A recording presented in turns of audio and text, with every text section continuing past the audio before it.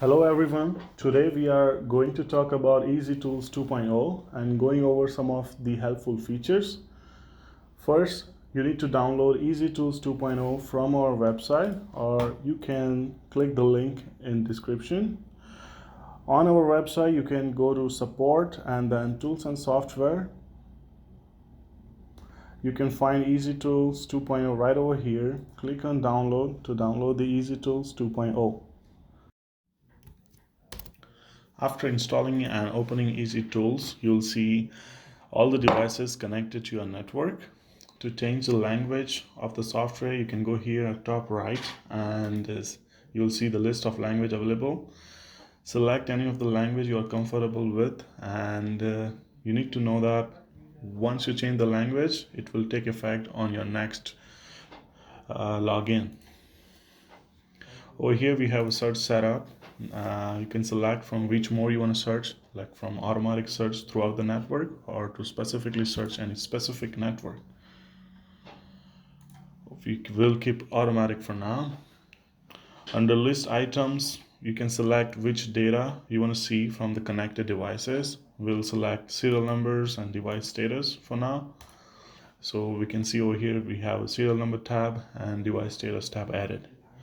From here we can see if you want to see all the device, or if you want to see only the cameras, or cameras and NVR and only the NVRs. If you select others, you will see the devices from third-party manufacturer in your network, but we don't have any third-party device connected, so we won't see anything for now.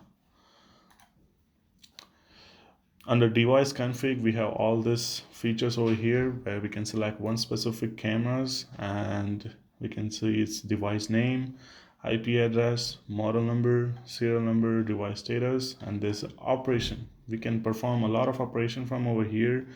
So let's see, first go with the details. We can see all the details, more details for like serial number, MAC address, port, IP address, everything.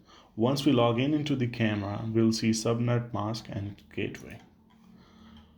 To modify IP, we can click over here. We can change its IP. From over here, we need to make sure the password is the one that match with the cameras. So from here, we can modify the password. Just enter your current password and then username, old password, new password. Pretty simple.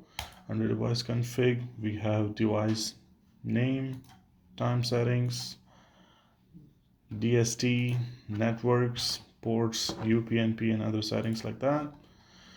We can click over here to open the cameras directly on the browser. We'll see over here.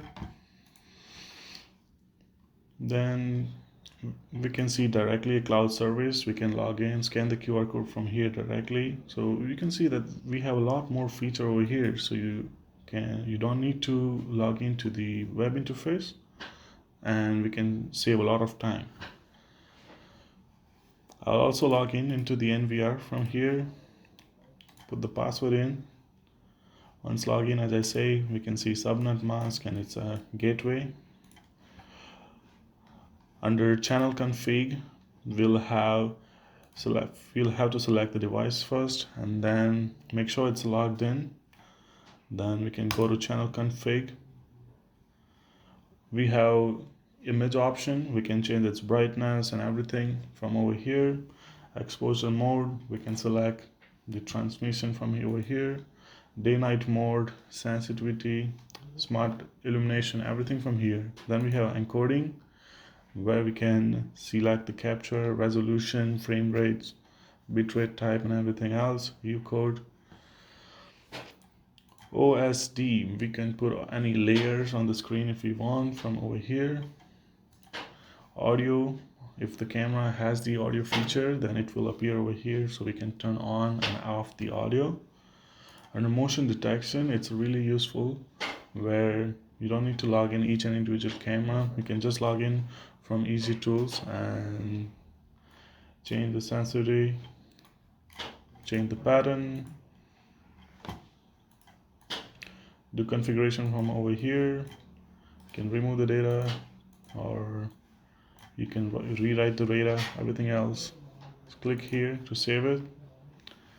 Once this is done, we have the details, same thing. Details is available on every page, so we know even wherever we are, we can locate its IP and gateway.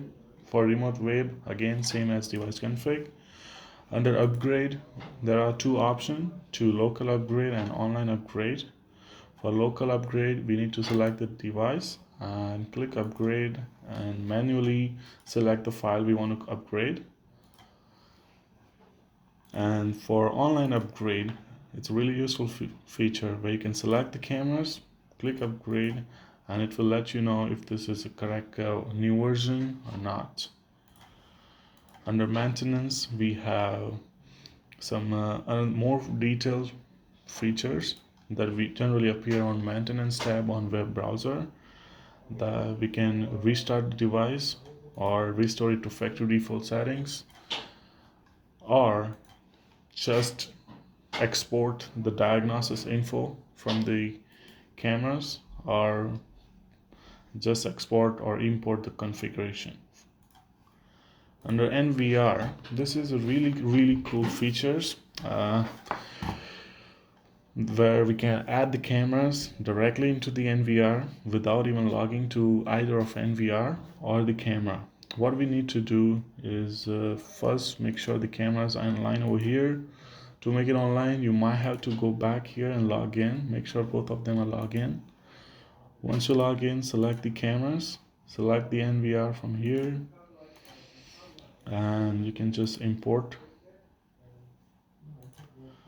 If not, if it's already reached the limit, it's a 4-channel NVR, so I have to delete the last channel.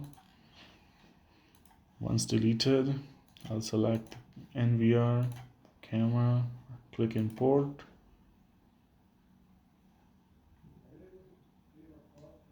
And it succeeded.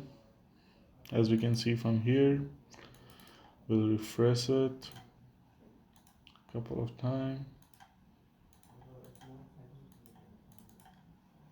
It should be there soon. We'll just have to give it some time. Yeah, as you can see, we have the camera online. We can even try to log in to the NVR and see if the camera is actually online or not. I'm gonna use Internet Explorer, so we don't have to reinstall the plugins.